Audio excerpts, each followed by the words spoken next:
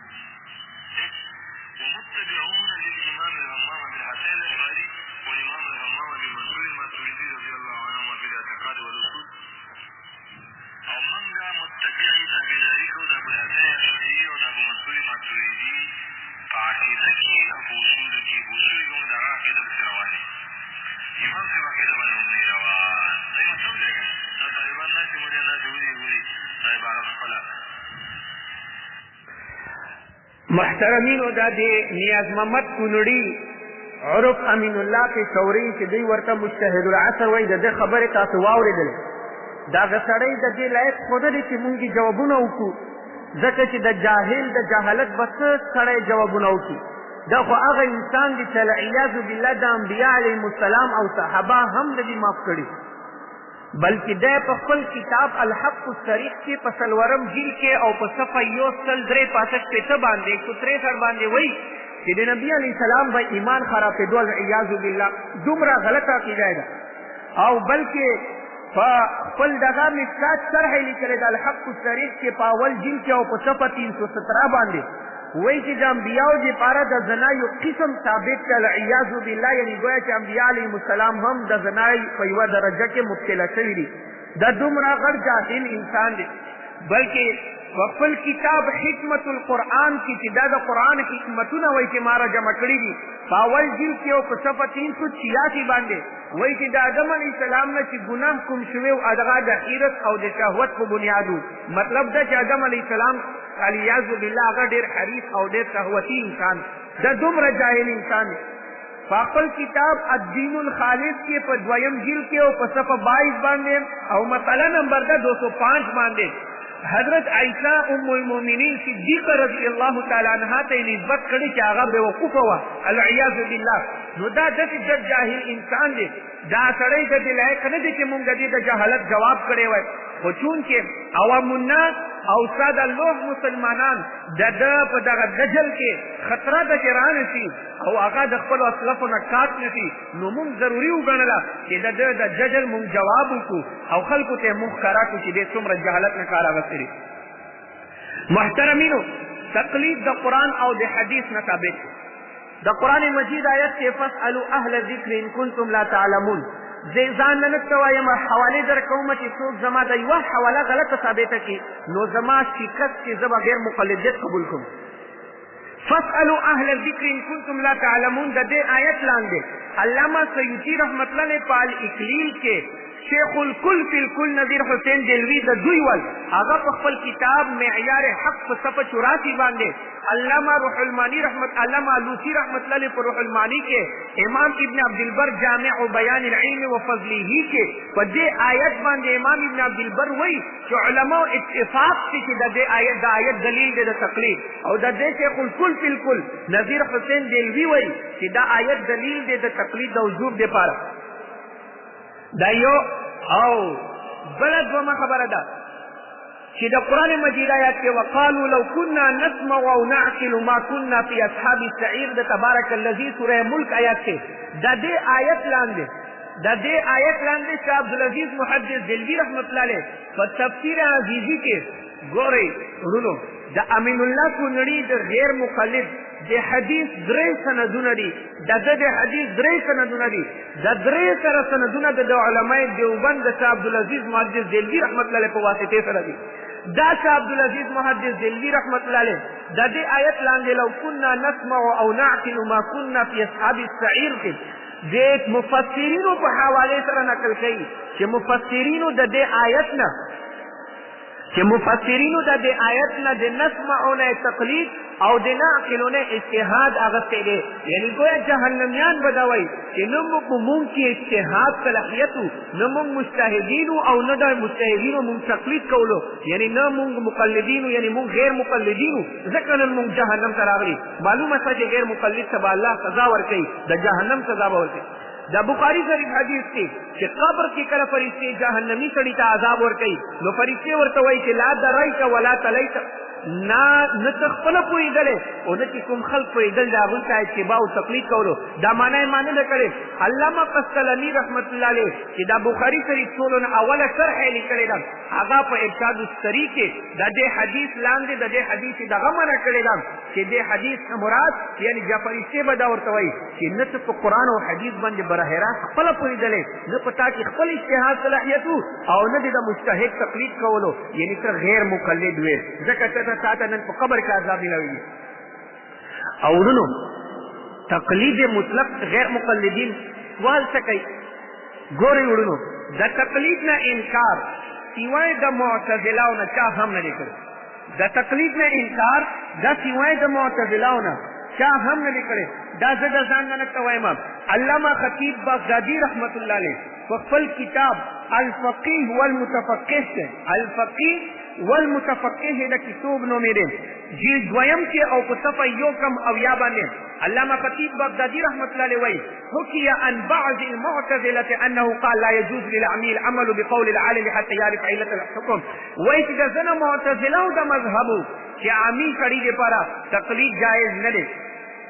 بلکې غیر مقلدینو ته چې کله ته آیت پیش کوي چې فاسألوا اهل الذکر ان کنتم لا تعلمون، به دوی وایي چې فاسألوا مجتهدین امام ابو حنیفه خو مړ دی، نو د مړ تقلید به مونږ څنګه کوو؟ د دې جواب الامام شافعي رحمت الله علیه په الحاوی فی فقه شافعي د کتاب نوم دی، په هغه کې کړی دی الحاوی فی فقه شافعي کې امام شافعي رحمت الله علیه فرمایي چې المذاهب لا تموت بموت اربابها،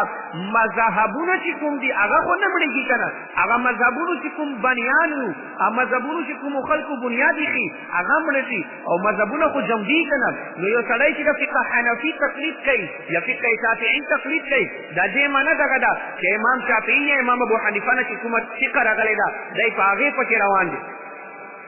نو غیر مقلدین چې د تقلید نه مني دا د معتزله مذهب دی، بلکې غیر مقلدین وایي چې د مړه امام تقلید به نه کېږي، دا بالکل د شیعګانو مذهب دی. غیر مقلدین د شیعګانو په لار باندې روان دي. دا ګورئ د دوی کتاب دی هدیة المهدی، هدیة المهدی او صفحه 111 باندې دا علامہ وحید الزمان صفحہ لکلی دی کہ جو مجتہد فوت ہو چکا ہے اس کی تقلید جائز نہیں، وہی کہ کوم مجتہد کے مرشو وہی اگر تقلید جائز نہ رہے، اور مخی وہی کہ اس میں شیعہ بھی ہمارے ساتھ ہے، وہی کہ پدے مسئلے کی شیعگانوں کو زمون سره اتفاق کرے دے. نو دا غیر مقلدین چې دي دا د شیعگانو په لار باندې روان دي، شیعگانو په لار باندې د اهل سنت والجماعت پر. او دا زه نه وایم، شیخ الکل فی الکل نبی حسین دلوی شاگرد قاضی عبدالاحد خان پوری خپل غیر مقلد دی، د هغه کتاب د توحید والسنه فی رد الالحاد والبدع په صفحه 94 باندې لیکلي چې د نن د زمانه غیر مقلدین چې دي دا وایي چې بدعتیان دي او د سلف صالحین مخالفین دي، او دا د شیعگانو د روافضو وارثان او خلیفګان دي. دا د خپل تقلید چې دی تقلید مطلق غیر مقلدین سره وایي تقلید شرک دی، تقلید شخصي څه دی شرک دی. نو تقلید مطلق خو د ستاسو مشرانو منلی دی.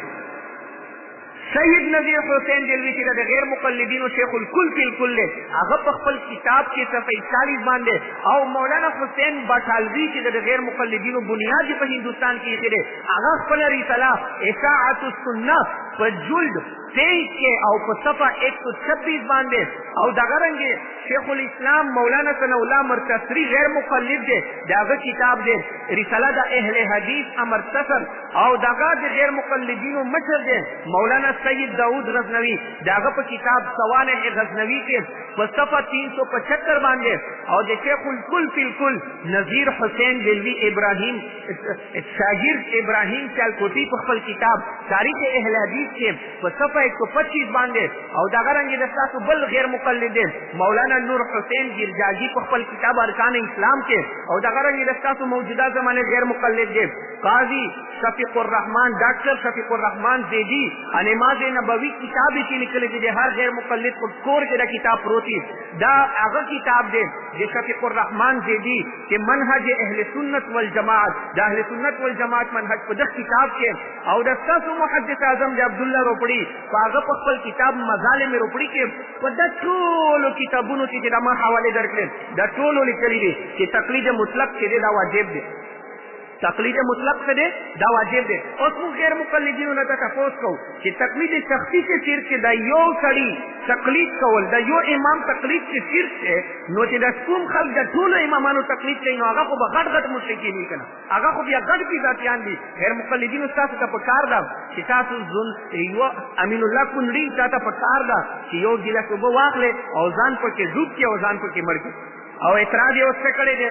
اعتراض دا کړی دی چې دا مقلدینو نه مونږ سوال دا کوو چې تاسو د امام ابو حنیفه تقلید په فروعو کې کوئ، په عقایدو کې تاسو د ابو منصور ماتوریدي تقلید ولې کوئ؟ آیا د امام ابو حنیفه عقیده درسته نه وه؟ زه وایم چې امین الله کونړي لعنت ته یې د ستا په د خولې باندې چې ته د خپل عوامو ته دوکه ورکوې چې ما ډېر ښکلې تحقیقات دي، لا خو به تا د جوابونه ویلي په کتابونو کې او خلکو ته دوکې ورکوې، خو لا به دې ویلي نه راسه مونږ یې درته ښیو. د دې سوال جواب امام نووي رحمت الله علیه کړی دی په المجموع شرح المهذب کې، د دې سوال جواب علامه منوي رحمت الله علیه کړی دی په فیض القدیر کې، د دې سوال جواب شاه ولی الله رحمت الله علیه کړی دی په خپل کتاب الانصاف کې او په عقد الجید کې. آیا تا دا کتابونه نه دي مطالعه کړي؟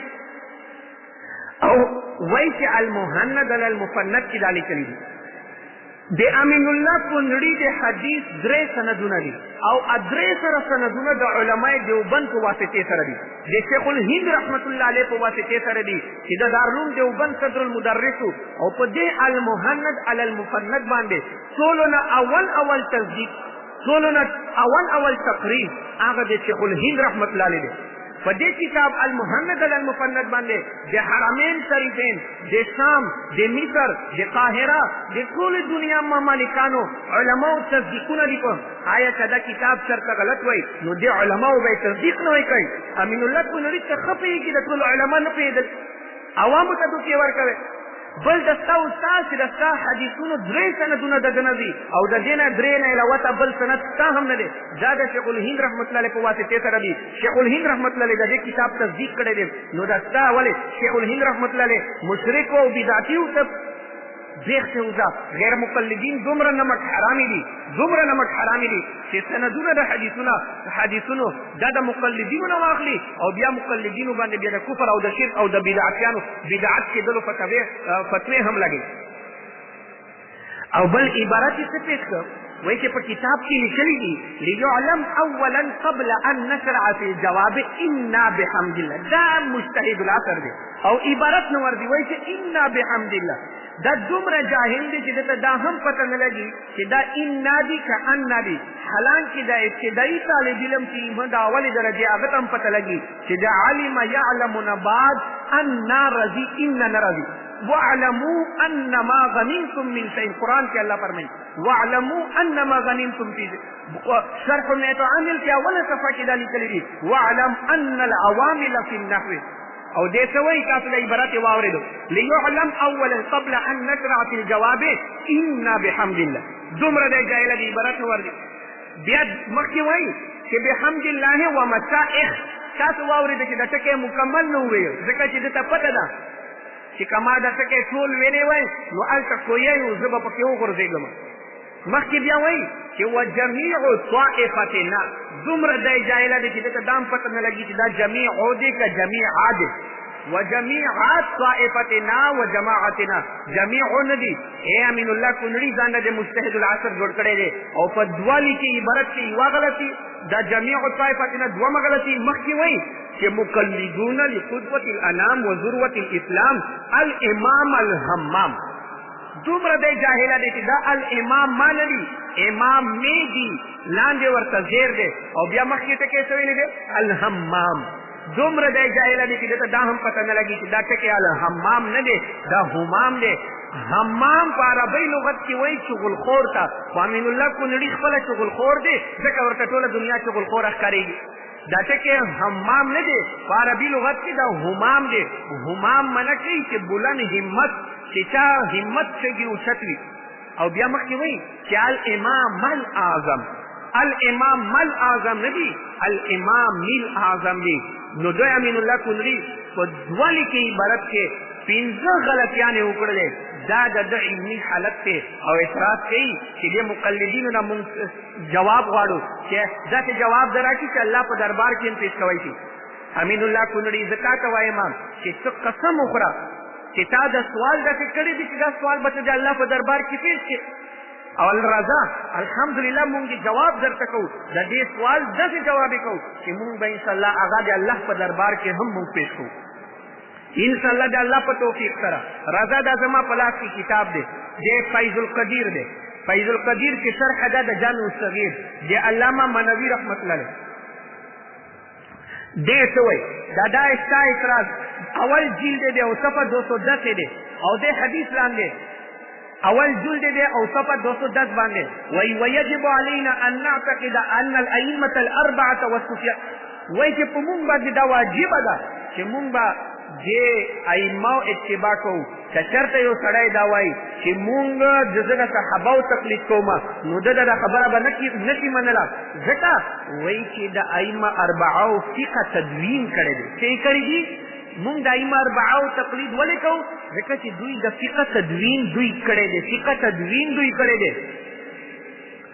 او بیا علامه نووي رحمت الله امام نووي رحمت الله چې غیر مقلدین هم مسلم مني هغه خپل کتاب المجموع شرح المهذب کې په اول جلد کې او په صفحه 91 باندې فصل فی آداب المستفتی کې وایي وليس له التمذهب بمذهب احد من ائمه الصحابه رضي الله تعالى عنهم وغير من الاولين وان كانوا اعلم واعلى درجه ممن بعدهم لانهم لم يتفرعوا لتدوين العلم وضبط اصوله. وایي چې په نن زمانه کې یو سړی د دعوا وکړي چې زه د ائمه اربعو تقلید نه کوم، زه د صحابهو تقلید کوم، نو امام نووي فرمایي چې د دې سړي دا خبره به غلطیږي او رد کیږي به، دا خبره غلطه ده. اگر که صحابه چې د په علم کې په ائمه اربعو نه ډېر زیات وو، په تقلید کې هم ځینې زیات وو، خو چونکې صحابهو چې کومه فقه وه هغه مدونه کړې نه ده، د فقه تدوین چې دی دا د ائمه اربعو کړی دی. نو موږ د ائمه اربعه تقلید ولې کوو چې دوی د فقه تدوین کړی دی. او راشي د عقایدو تدوین چا کړی دی؟ عقایدو تدوین امام ابو الحسن اشعری اور امام ابو منصور ماتوریدی.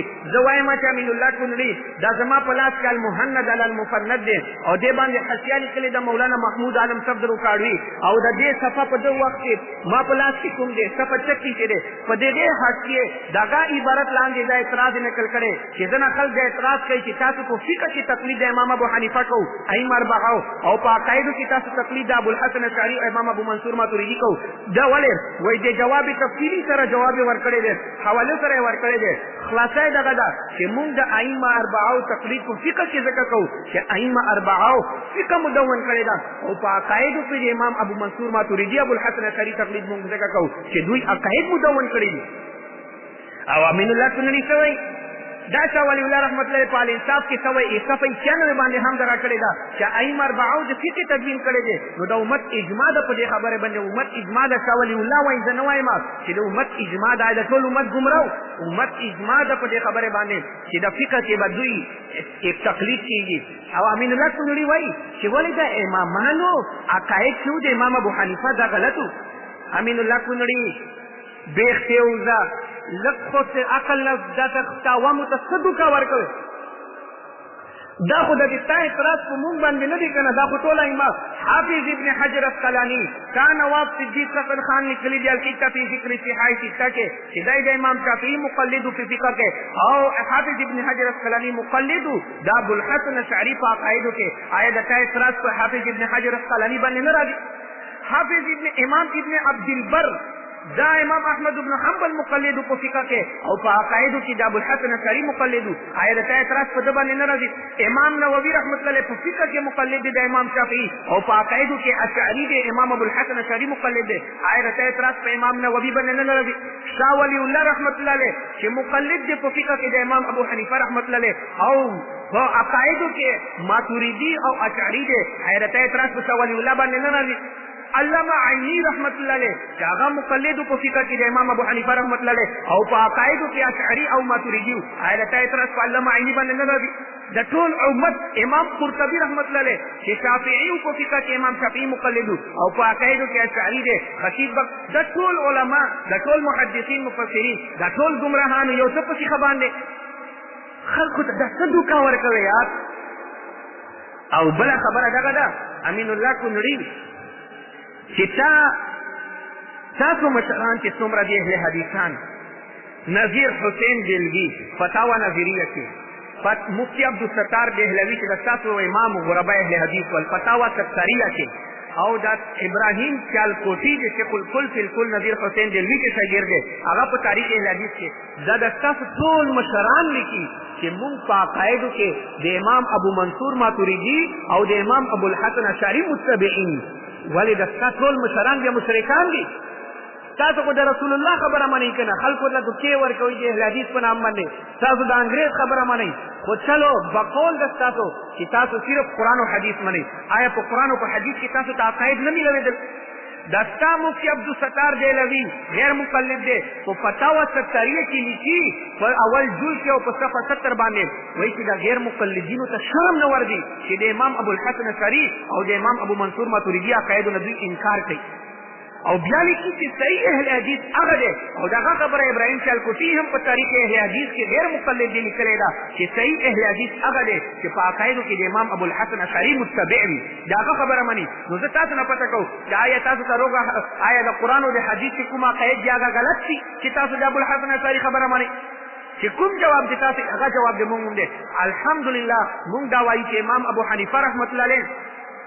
هغه فقه مونږ ته مدونه کړې ده چې کومه فقه د رسول الله نه د صحاباو نه د تابعینو نه روانه وه. امام ابو حنیفه رحمت الله په امت باندې احسان وکړو چې هغه مسایل یې مونږ سره جمع کړل او د فقه تدوین یې وکړو. بالکل دغه رنګې نو اوس به دې ته څوک دا رنګ ورکوي چې ولې تاسو د امام ابو حنیفه فقه منئ، د رسول الله فقه غلطه وه. نه نه نه نه نه، دا خو بالکل هغه اعتراض د امین الله کونړي. ځکه خو مونږ وایو چې د غیر مقلدین چې دي دا د منکرین حدیث وړوکي وړونه دي. منکرین حدیث چې کوم اعتراضونه په حدیث باندې کوي هغه اعتراضونه دغه غیر مقلدین چې دي دا په فقه باندې. منکرین حدیث دا وایي، منکرین حدیث څه اعتراض کوي؟ منکرین حدیث دا وایي چې ولې تاسو قرآن د صحاباو ولمنئ، بیا تاسو حدیثونه د صحاباو ولې نه منئ؟ د بخاري او د مسلم حدیثونه تاسو ولې منئ؟ بخاري او مسلم والعیاذ بالله حدیثونه غلط لیکلي. دا د رسول الله په زمانه کې ولې رسول الله د خپل د حدیثونو کتاب لیکلو، قرآن هو صحاباو لیکلی دی. منکرین حدیث دا وایي. نو موږ منکرین حدیث ته دغه جواب ورکوو چې قرآن صحاباو لیکلی دی ځکه موږ قرآن منو، او بخاري مسلم د حدیثونه د امام بخاري امام مسلم جمع کړي دي. دوی صرف مونږ باندې احسان دا کړی دی چې مونږ کې د رسول الله صلی الله علیه وسلم حدیثونه را جمع کړل او امت ته د اسانتیې په شکل کې کتابونو په شکل کې ورکړل، امت ته اساني پیدا کړه. مونږ باندې احسان کړی دی. امام بخاري ځان له حدیثونه نه جوړ کړي کنه،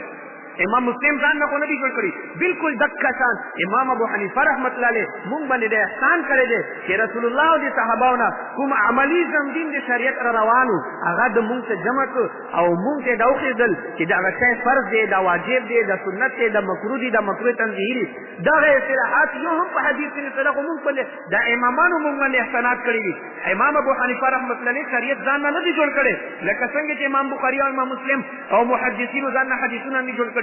امام ابو حنیفه رحمۃ اللہ علیہ مونږ باندې احسان کړی چې مونږ کې د شریعت شرح کړی دا تفصیل کړی دی وضاحت کړی دی. او بالکل دا رنګه چونکه امام ابو حنیفه رحمۃ اللہ علیہ امام شافعی دغه ائمه چونکه فقه مدونه کړی دا نو ځکه مونږ د دوی خبره په فقه کې منو. او عقاید تدوین دا امام ابو الحسن اشعری کړی دی او امام ابو منصور ماتوریدی کړی دی. هغه عقاید یې جمع کړي دي چې کوم عقاید د صحاباو نه د رسول الله نه د اهل سنت والجماعت روانو د ائمه اربعو هغه دوی مونږ ته جمع کړي دي او کتابي شکل کې مونږ سره کړي دي. مونږ باندې د احسان کړی دی. د امام ابو حنیفه عقاید غلط نو الحمدلله زموږ یو عقیده هم د امام ابو حنیفه د عقیده غلط نه ده. غیر مقلدین عقیده چې دا د امام ابو حنیفه د عقیده غلط ده، خلاف ده. د ائمه اربعو د عقیده خلاف ده. غیر مقلدین تاسو ده منهاج السنه کې امام ابن تیمیه رحمت الله فرمایي واما من لا يطلق على الله اسم الجسم، وایي چې هغه خلک چې په الله باندې د جسم اطلاق نه کوي هغه کې ائمه اربعو داخل دي، محدثین او فقها پکې شامل دي. او بیا مثال ورکړي چې لکه ائمه اربعه معلومه شوه چې ائمه اربعه د الله لپاره جسم نه ثابتوي او غیر مقلدین خو د الله لپاره جسم ثابتوي. وایي چې د الله لاسونه شته دي، د الله خپې شته دي، د الله جسم شته دی، والعیاذ بالله. او امین الله کونړي ته مونږ دا وایو، امین الله کونړي ته دا اعتراض خو فضول دی په عقایدو باندې ما کوه. سبا به ته مونږ باندې دا اعتراض هم کوې چې نه تاسو په نحو کې په صرف کې د امام ابو حنیفه والے تقلید نه کوئ. ولې د امام ابو حنیفه نحو صرف غلط و. بېوقوفه څه ته ووایه یار؟ لکه سړي کې عقل وي، شرم، حیا وي، بس الله د داسې جاهلانو نه د امت حفاظت وفرمایي. مونږ دا وایو چې امام ابو حنیفه رحمت الله علیه د نحو تدوین نه دی کړی، د منطق تدوین یې نه دی کړی. د هر فن مولا د هر فن دپاره الله جل جلاله لکل فن من رجال پیدا کړي. د فقه دپاره الله جل جلاله ائمه اربعه چناو کړي. حدیثونو تدوین صحاح سته وکړی دی. ولې زه امین الله کونړي تا نه تپوس کوم چې ته حدیثونه د بخاري او د مسلم منې او قرات کې ته تقلید کوي د امام عاصم کوفي چې د کوفیان څخه دین کوو، نو ته ولې د قرات کې تقلید د امام عاصم کوفي ولې کوې؟ دا ته په چار ده که نه چې ته د امام بخاري رحمت الله علیه د کتاب التفسیر مطابق تلاوت کې قرآن کوې. د ستا ټول غیر مقلدین لګیا دي تقلیدي قرآن تېروي او تقلید خو د ستا په شرک او بدعت کې د ستاسو ټول غیر مقلدین په شرک او په بدعت کې مبتلا دي. چې څنګه د نحو او د صرف او د منطق دغه خپل امامانو هغوی تدوین کړی، داسې د فقه تدوین امام ابو حنیفه کړی دی او د عقایدو تدوین د خلکو کړی دی. او دا ویل چې امام ابو حنیفه ته ولې نحو نه ورتله، ولې منطق نه ورتله، دا بېوقوفانه سوالات دي او تاسو په دا بېوقوفۍ کې امت الجو کړی دی. بهرحال تقلید دا د قرآن او د حدیث نه ثابت دی. نو غیر مقلدینو ته چې د قرآن او د حدیث وایي امام ابو حنیفه نه وایي چېرته وښایي کفایات د هدایې شرحه ده د هغه په باب الصوم کې د امام ابو حنیفه رحمت الله علیه سند سره قول موجود دی په امي سړي باندې تقلید واجب دی شاه ولی الله رحمت الله علیه په باقاعده کتاب لیکلی دی یقل الجد فی اثبات تقلید خو غیر مقلدین نه قرآن مني په دې ځای کې نه حدیث مني بس انګریزانو را پیدا کړي دي هغه انګریزي وسوسې دي ورسره د انګریزانو